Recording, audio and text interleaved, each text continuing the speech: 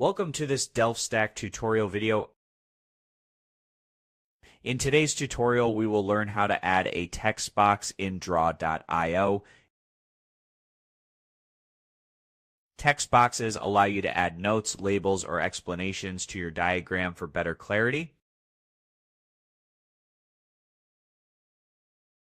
First, open your diagram in draw.io.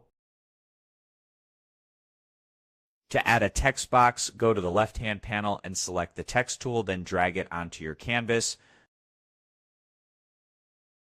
Place it where you want to add the text, then type the text you want inside the box.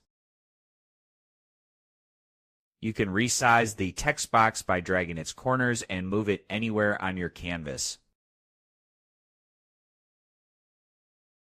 Use the right-hand panel to format the text, including the font, size, color, and alignment.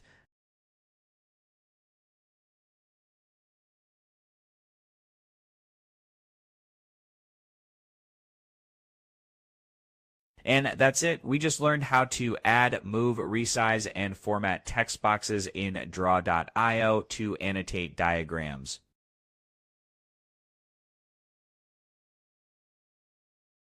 Thanks for watching, and don't forget to check out the next DelftStack tutorial video.